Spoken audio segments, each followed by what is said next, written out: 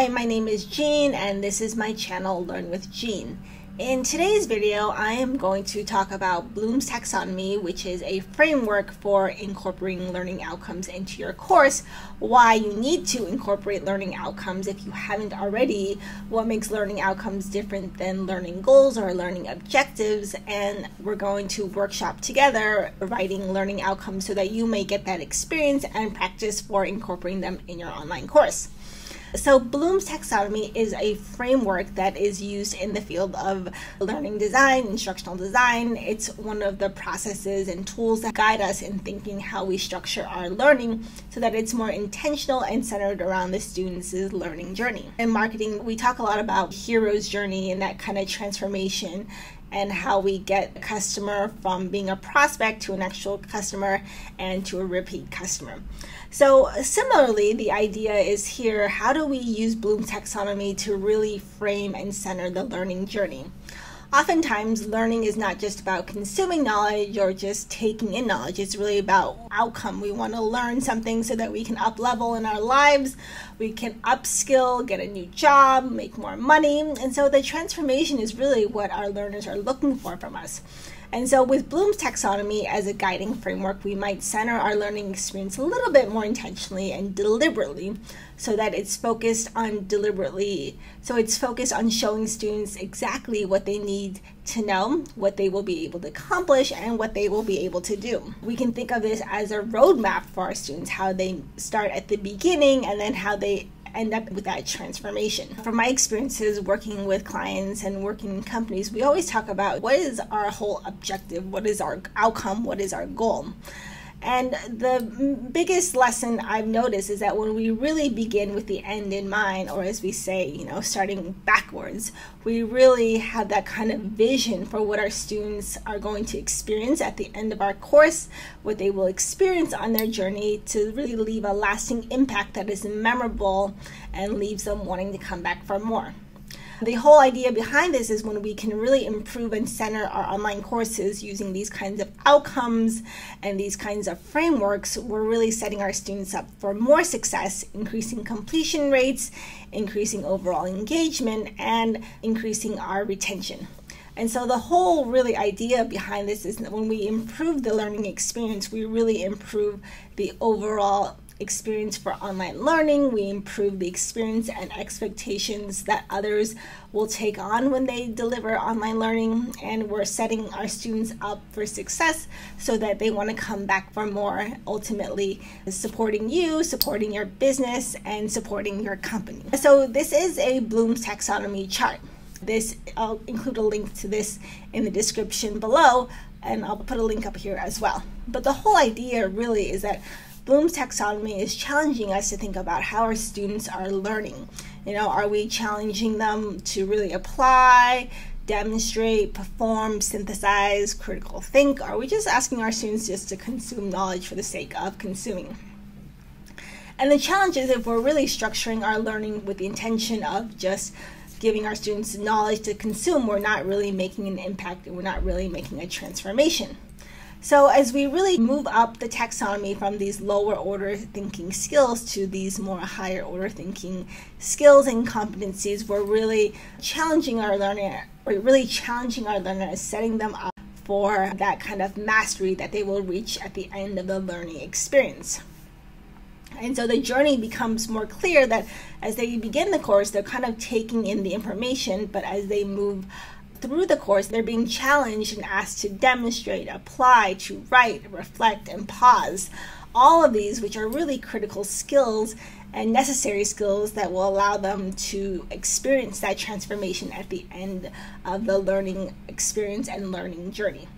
When you are beginning to structure your online course, Bloom's Taxonomy can help you by challenging you and asking you to consider how these taxonomies and these kinds of skills are centered in your online learning experience. And so when we're first beginning and when students are first experiencing and going through the course, there's really not a whole lot of application. They're consuming knowledge, taking in the knowledge, but as we move through the rest of the modules, we're really challenging them and asking them, okay, how are you connecting the dots? How are you applying this in your own experiences, in your own life? How are you evaluating and synthesizing and applying and demonstrating this in your day-to-day life? And so that's why Bloom's taxonomy is really useful, and it's also really important because not only are we centering and setting the expectations up for our learners, we're also challenging them and showing them how they will reach that kind of transformation at the end of the learning experience.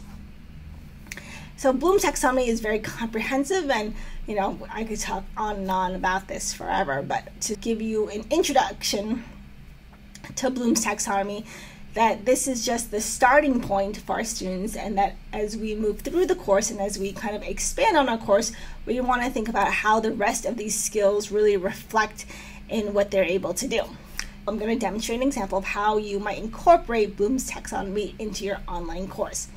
And I'm going to start showing you how you might apply this.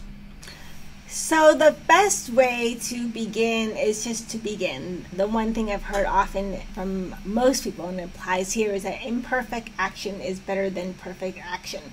The first time we begin writing learning outcomes, it will be tough, and it takes a lot of mental energy, and it's definitely not easy to do on your own.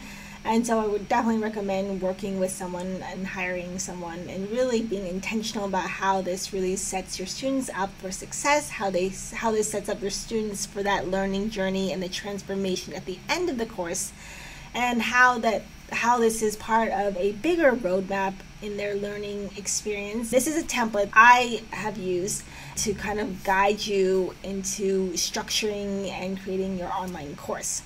Now we're not going to be able to, so I'm going to take this example from a previous lesson on how you might cut out sugar easily and feel healthier in 6 weeks.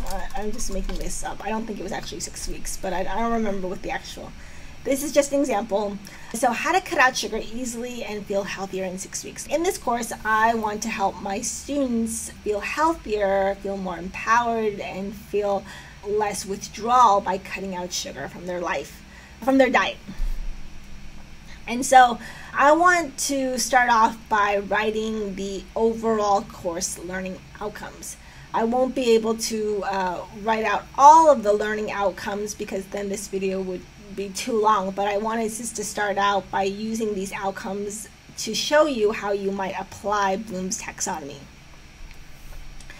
And so I've set it up so that each course, ideally, to really support and really be intentional about the learning journey in your learner and their learning experience, I want to ask you all to begin drafting your overall course outcomes, and then at the end of each section or module, and then also to ask you to also repeat the same process, but specifically for each individual module and our section. And then you may even put that in a little table, this kind of template form that I use that really helps me organize and helps me see everything in a very clearly laid out manner. And so my goal in this course is to help my students feel healthier, less withdrawal, and just feel more confident about being able to eliminate sugar and replace it with more healthier options. And so if that is my intention, that is my goal in this course, I want to just look at these Bloom's taxonomy verbs and ask myself, well, where do these fit in within their overall learning experience, and where does that fit in within their journey with my course? I want to identify at least 3 to 5 outcomes. Now, the idea behind 3 to 5 isn't just an arbitrary number. You don't necessarily have to have 3, you don't necessarily have 5. Go with what feels good, what feels right, what really resonates with you in the end. What we always say to ourselves in this field is to do a gut check.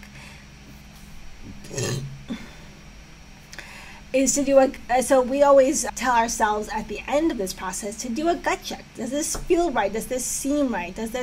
When we think about and we visualize who our learners are, does this really kind of make sense? And does this really reflect what we have in mind for them? So if I'm going to ask myself, well, what are those goals? What are those? What are my outcomes? What do I want my students to be able to accomplish? What do I want my students to be able to do as a result of this course? So what I don't want us to do is write learning outcomes that say, oh, I want my students to feel healthier, I want them to feel less withdrawal. Those need to be more specific. And so it takes practice, and sometimes so one of the tricks that I learned was to sort of think about learning outcomes in this kind of 3-step process. Is to break it out, is to begin with the verb, and then begin with the task, and then the actual action. This makes it easier because then when you're looking at this chart, you're like, oh my gosh, there's a lot of verbs, I don't know where to begin. But we start simple with just breaking it down into this 3-step process. And so if we break this down into verb, task, action, we can think about approaching and beginning this process of writing learning outcomes a little bit easier and less stressful and less overwhelming, because I can tell you many times I've felt the same way in many of my roles and jobs where I'm like, wow, like I don't know where to begin. And so if I look at the chart, I'm like, oh my gosh, I don't know, and I kind of stare at a blank screen and I get frustrated and I don't really do anything. But when I break it down in this process of verb, task, and action, it's less stressful, it's less like daunting, and it becomes much more manageable to begin our process. So first of all, so we look at it in terms of verb, task, and action, so the idea of verb, task, and action is just kind of a beginning framework. It may take us a couple of revisions, it may take us a couple iterations, just, imperfect action over perfect action. And so the idea is you really use this as a 3-step process, and then you tell yourself, okay, I am ready to begin my actual writing of learning outcomes. And so what you might want to do is now say, okay, now I have verb, task, and action. Let's just start, writing. Sometimes it's easier just to start writing and kind of brain dump, as I like to say, just to get everything out of our own heads and onto some kind of paper, onto some kind of document. And so if my goal is to help people eliminate sugar and replace with healthier options. So that's one of my goals from this course, is to help people eliminate sugar and replace with healthier options. Now, what does that look like though for my students? How do they actually get there, and what do they need to do to get there? So first of all, we can even begin with saying, okay, my students need to be able to know the sugar substitutes that are healthier and safe sugars. So what does that look like? So I think that would be one of my actions at the end of the outcomes, is to help my students identify what are better, healthier sugar substitutes that will reduce their cravings and eliminate withdrawal and help them feel healthier. So if that is my action, I want to then go back to my chart to see, well, what does that look like in terms of the actual verb that represents that kind of task and that skill. So I can think about it, it's not really just that basic knowledge. I'm really challenging my students to really apply and synthesize and evaluate. So that really, I think, begins with looking at evaluating and analyzing and applying to be able to say, well, I want them to be able to implement these sugar reductions in their life and replace them with healthier options. And so I can then take that and go here and then add my verb. So I want them to be able to implement sugar substitutes in their diet that are healthier to reduce cravings and withdrawal symptoms for more energy. So that could be one of my learning outcomes, is I want my students to be able to, at the end of the course, implement sugar substitutes in their diet that are healthier to reduce cravings and withdrawal symptoms that will give them more energy. So that is a very specific and tangible learning outcome in the course. And so when our students see that, they're like, okay, I'm taking this course and I know that it's not just about cutting out sugar and feeling healthier, but it's being able to implement in my diet the sugar substitutes that are better for me, that are healthier, help me reduce cravings, and have more energy. And so when you have that kind of learning outcome, your students are going to be very much more solid, and your students are going to feel much more confident in purchasing this course, knowing that there are very specific actions that they will be able to implement in their lives post-course learning experience. So I hope this example helps. Let me know if you have any questions, feedback, and comments, and I hope you'll come back and watch another video next week where I'll talk more about how you take your overall course learning outcomes and translate that into the individual section module learning outcomes, and then continue on in the series to then talk about, now that you've had your course learning outcomes, now how do you define your students' competencies, and what does that look like when you match them up with your course learning outcomes? So I hope this was helpful. Let me know if you have any feedback, questions, or comments, and how this might help you build a better online learning experience. My goal is really to educate, teach, share whatever I can in the best way possible. So I'm always looking to improve myself. So any feedback that you want to give me, I'm always open. Feel free to leave a comment below or send me an email. I love hearing from you all. So thank you again, and I will talk to you all soon.